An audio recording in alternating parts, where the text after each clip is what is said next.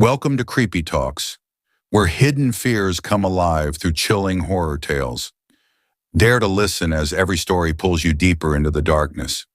Story 1, The Thing That Mimicked Us in Briarwood Forest. Based on a survivor statement filed in 2018, name change for privacy. There are places in the wilderness where the air feels wrong. Not quiet, not peaceful, wrong.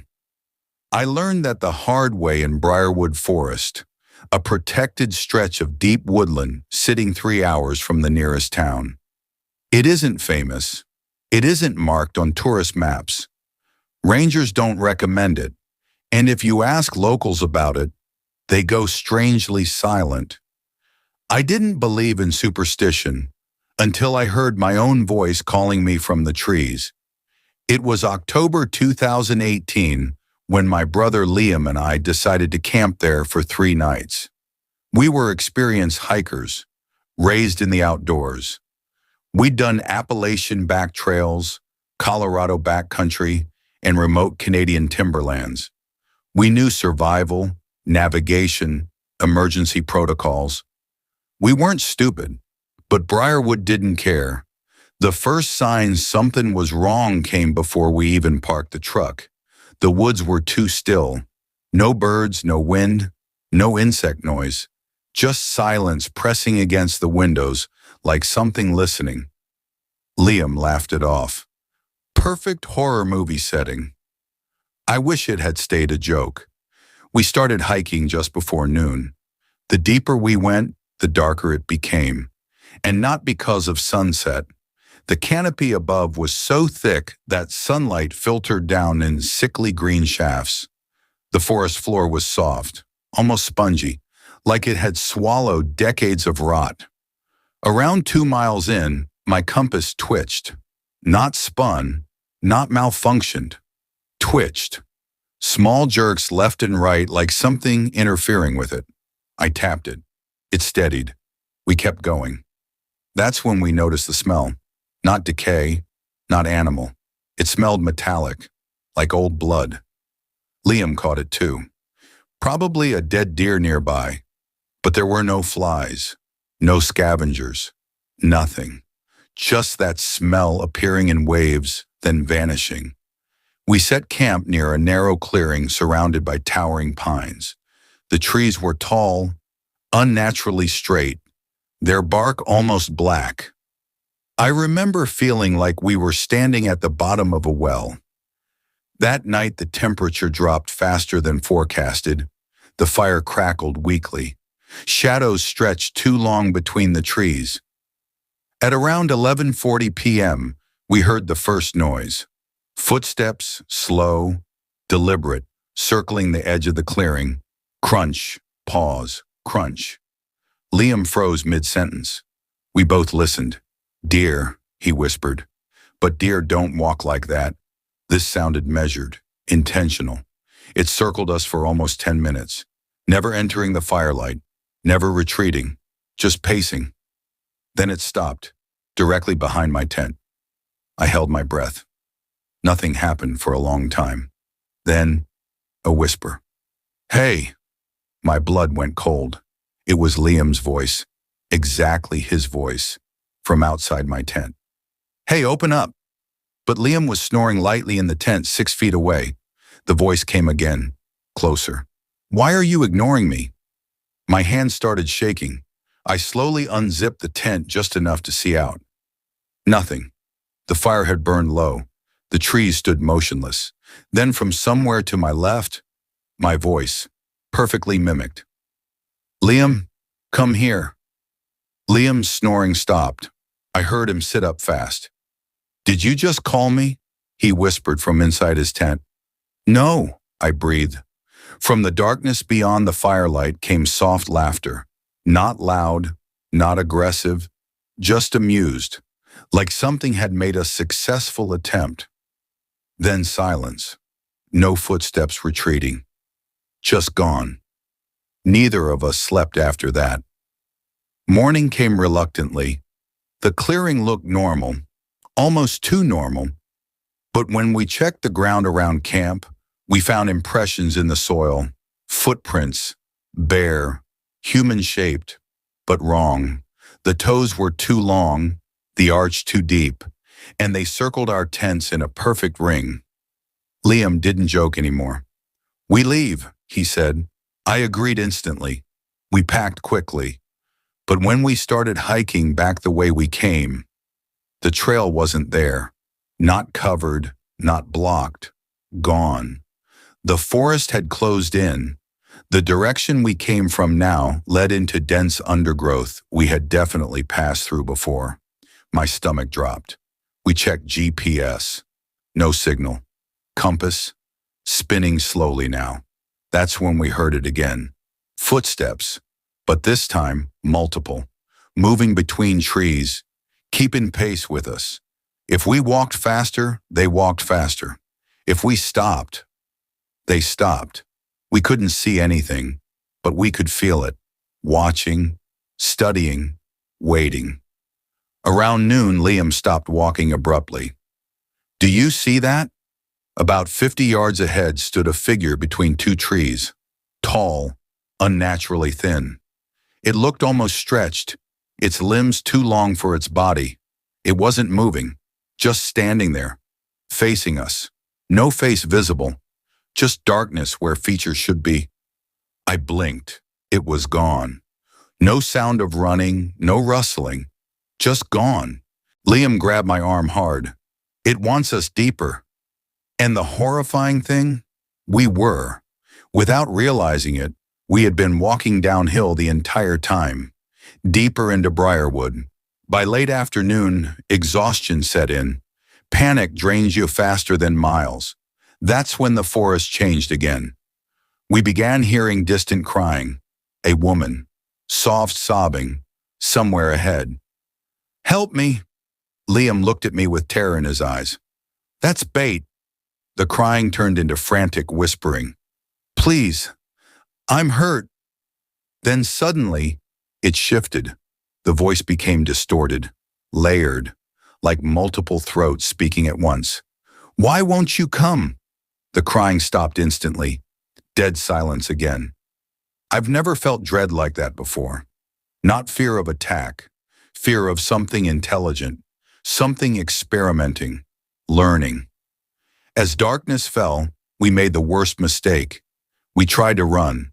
Branches tore at us, roots tripped us, and behind us, heavy movement, no longer subtle, something large crashing through brush, gaining.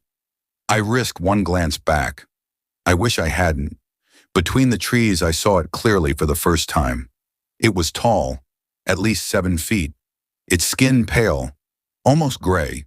Its limbs elongated like they'd been pulled, its head tilted unnaturally sideways, and its face looked unfinished, like clay molded into the suggestion of human features, but not completed.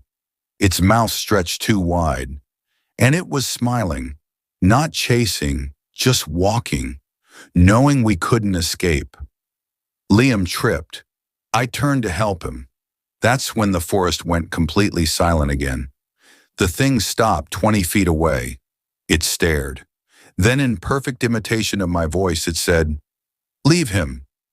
My legs locked. It spoke again, now in Liam's voice. "He's slowing you down." It took one step closer. I grabbed Liam and dragged him up. We ran blindly. Branches tore skin. Blood ran down my arm. But we kept running, until suddenly, we burst out onto a gravel road. Just like that, the forest edge behind us looked normal. Still, empty, no creature, no movement, just trees. We didn't speak during the drive home. We didn't tell anyone the full story. Officially, we got lost. Officially, we panicked. Officially, nothing followed us. But here's the part that still keeps me awake. 3 nights after we returned, I woke up at 2:13 a.m. to whispering from outside my bedroom window. Soft, careful, testing. "Hey," my voice, perfect, from the darkness beyond the glass. And this time, It knew where I lived. Story 2. The Firewatch Tower Recording. Recovered audio files from an abandoned Firewatch station. 2021. In 2021, a seasonal Firewatch tower in northern Montana was found abandoned.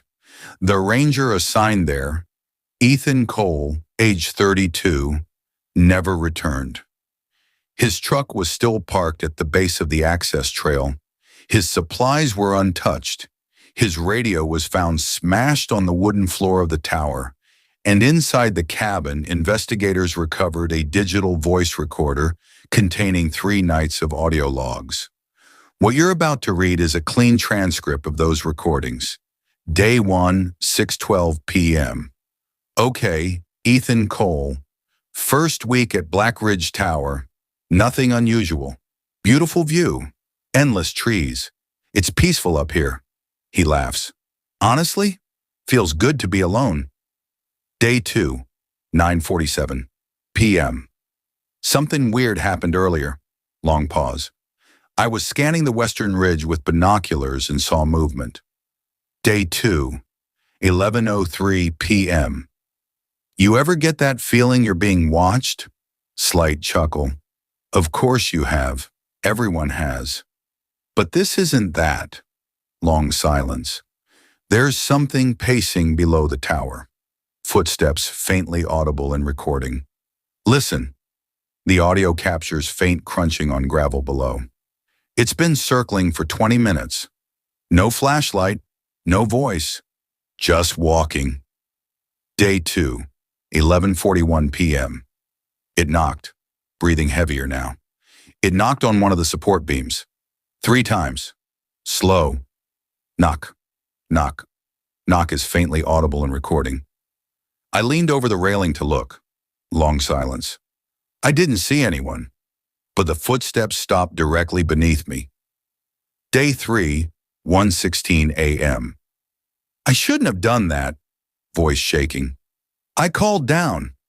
I said, hello, you need help? And something answered. Long pause. It answered from the tree line. Silence. It said my name, exactly like my voice. Day 3, 1:19 a.m. It's still down there, panic breathing. It keeps repeating things I've said. I heard it say beautiful view, the exact way I said it yesterday. Pause. It's mimicking me. Day 3, 2:02 a.m. It climbed, whispering. I heard it on the ladder. Slow metallic creaking audible. 1 rung at a time. Slow. But here's the thing. Voice cracks. The ladder's on the inside trapdoor. It's sealed. Silence. But I still heard climbing. Day 3, 2:11 a.m. It's on the roof. Something drags above the cabin in recording. Listen to that. Scraping. Slow. Methodical. It's crawling. Pause. No, not crawling. Walking. Day 3, 2:18 a.m. It just whispered through the vent, breath trembling violently. It said, let me in my voice, but distorted. Like it's practicing. Day 3, 3:04 a.m. I made a mistake. Long silence. I looked at day 3, 4:26 a.m. It's daylight. Relief in voice. It's gone. Long exhale. Okay, I overreacted. Probably sleep deprivation. I'm fine. Day 3, 6:58 p.m. I saw it again. Silence. It was standing exactly where it stood last night, but now it was closer. How does something move miles in seconds? Pause. And it's taller than I thought. Too tall. Day 3, 10:13 p.m. It brought something, voice nearly breaking. There's another shape down there. On the ground. I use binoculars. Long pause. Oh God, it's a deer. But it's wrong. The legs are bent backward, the neck twisted, and it's moving. Silence. It's still alive. Day 3, 11:59 p.m. It's speaking clearly now. It's not copying random phrases. It's forming sentences. Slow whisper. It said, "You're alone." And then, long silence. It said, "Come down." Day 4, 12:17 a.m. I'm not crazy. Sobbing. It's on the stairs. Heavy wooden creaks echo. There are no outside stairs. Only the ladder. It's making the sound of steps. 1, creak. 2, creak. 3. Day 4, 12:21 a.m. It's at the trap door. Slow scratching begins in recording. It's running its fingers across it. Scratching becomes rhythmic. Tap, tap, tap. Long pause. It just said something new. Silence. It said, "I learned you." Day 4, 12:29 a.m. The trapdoor handle just moved. Metal rattling violently. I locked it. I know I locked it. Heavy breathing. It's laughing. Not human laughter. Distorted audio shriek. Day 4, 12:33 a.m. I can hear breathing in here. Recording picks up faint second breathing. I'm not alone. Day 4, 12:35 a.m. Whispering. It's inside the walls. Slow dragging noise within wood. It doesn't need the door. Day 4, 12:41 a.m. It's right behind me. Long silence. Recording captures faint whisper. Turn around. Final recording. 12:43 a.m. Screaming begins abruptly. Heavy crash. Wood splintering. Recorder falls. Audio distorts. Ethan screaming. "That's not my face." Recording cuts. When investigators arrived 3 days later after Ethan missed check-in, the trapdoor was still locked from the inside. No sign of forced entry, no blood, no body. But claw marks were carved into the interior walls. Tall ones, 7 feet high. And carved repeatedly into the wood were 3 words: "Learn your voice." The most disturbing part? Weeks later, a nearby firewatch tower reported strange radio interference. Static. Then a familiar voice repeating, "Beautiful view," in Ethan's exact tone. The transmission originated from Black Ridge Tower, a tower with no power, no operator, and no body ever found. If you're ready, Part 3 will be the darkest one yet. No rescue, no escape, no explanation, just the woods, waiting. Say when. Story 3. I wasn't alone in the National Forest. The following account was pieced together from pages of a water-damaged journal discovered in a remote section of forest land in Oregon. The owner, Caleb Ward, age 27, was never found. Entry 1. May 3rd, I came out here to disconnect. No cell service, no noise, no people. Just 40 miles of forest and a small cabin I rented off-grid for 2 weeks. The property owner told me something strange when he handed over the keys. "If you hear knocking at night," he said casually, "don't answer it." I laughed. He didn't. Entry 2. May 4th. The forest here is too dense. The trees are tall Douglas firs packed so tight they block out most of the sky. Even at noon, the woods look like dusk. It's quiet, but not peaceful quiet. It feels occupied, like I stepped into something that was already here. I keep getting the feeling I'm being observed from between the trees, not hunted, studied. Entry 3, May 5th, 11:48 p.m. The knocking started tonight. 3 knocks on the cabin door, slow, evenly spaced. I thought it was a branch in the wind. There's no wind. I froze in bed for 10 minutes before I worked up the nerve to look out the window. Nothing on the porch. No footprints in the dirt. But here's the thing. The porch boards creak when someone steps on them, and I didn't hear creaking before the knocks. Just the knocks. Entry 4. May 6th, I walked the perimeter of the cabin this morning. There are marks on the wood, long vertical scratches near the door. Too deep for an animal testing it. Almost deliberate, measured, like someone dragged something sharp down the surface slowly. Entry 5, May 6th, 2:13 a.m. It came back. 3 knocks again. I stayed in bed. Then, a 4th knock. Not on the door, on the bedroom wall, right next to my head, from outside. But the bedroom wall faces the forest. There's no porch there, no platform, nothing to stand on. Just open air and a 15-foot drop. I don't understand how anything could knock there. Entry 6, May 7th, I barely slept.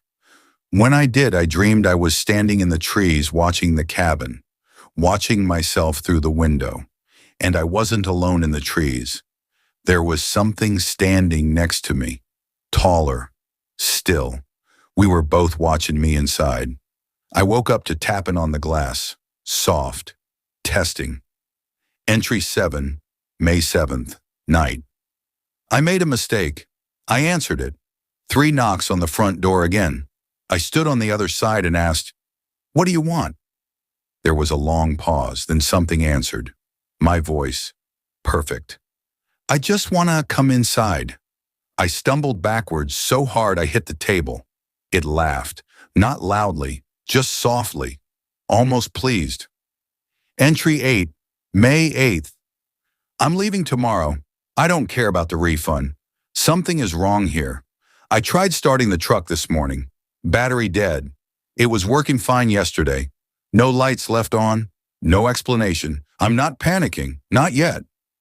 Entry 9, May 8th, 11:03 p.m. It's walking around the cabin, slow steps, gravel crunching, stopping at each wall, like it's mapping the structure, understanding it, understanding me. I can hear breathing outside the window. Heavy, wet, too steady to be wind. Entry 10, May 9th. The forest changed today. The birds stopped. No squirrels, no insects. Nothing moves out there now.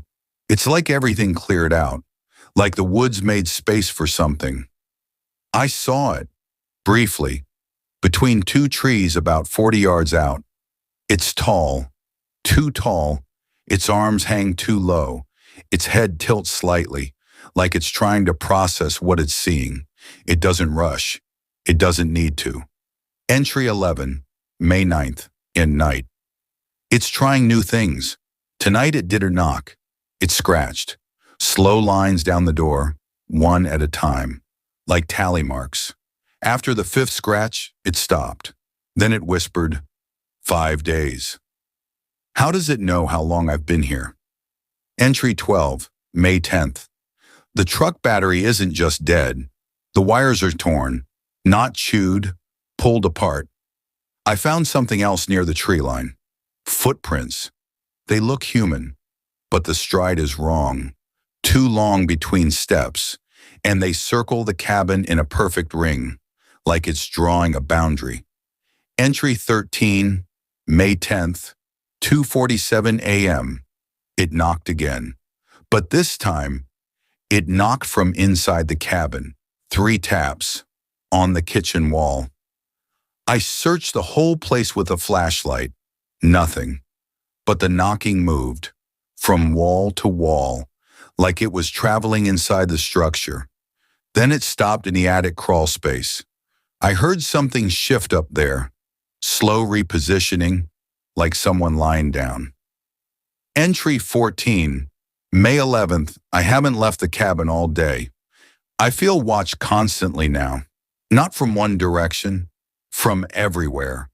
The windows feel like eyes. The trees feel closer than they were before. I measured the distance from the porch to the nearest trunk on day 1. It was 22 feet. Today it's 18. That's not possible. Trees don't move. Entry 15, May 11th night. It tried the door handle, slowly turning it, testing. When it realized it was locked, it spoke again. My voice, but deeper now, more confident. You're tired. It's right, I am. I'm so tired. Entry 16, May 12th. I don't think it wants to kill me. If it did, it would have already. It's doing something else. It's wearing me down, learning me. I caught myself whispering today, repeating things I said yesterday, without meaning to, like an echo. That didn't come from outside, but from me. Entry 17, May 12th, final entry, 3:12 a.m. The knocking stopped, the scratching stopped, the walking stopped. It's quiet now, too quiet. I think that's worse. I just heard something new. Footsteps, inside, not above, not outside, behind me, slow, measured, matching my pace exactly as I move through the cabin. When I stop, it stops. When I breathe, it breathes. I don't want to turn around because I know what I'll see. Not a monster, not claws, not teeth. I'll see myself. Standing there, slightly taller, head tilted, smiling too wide, and I'll know. It doesn't need to knock anymore because it's already inside. The journal ends there. When authorities searched the cabin after Caleb failed to return, they found the door locked from the inside. No signs of struggle, no body, no blood. But there was something carved repeatedly into the wooden kitchen table, over and over, deep enough to splinter the surface. 3 words: let me stay. The forest around that property has since been restricted from rental use, but locals say sometimes, late at night, if you stand near the tree line, you'll hear 3 slow knocks, not on wood, not on a door, but from inside your own house.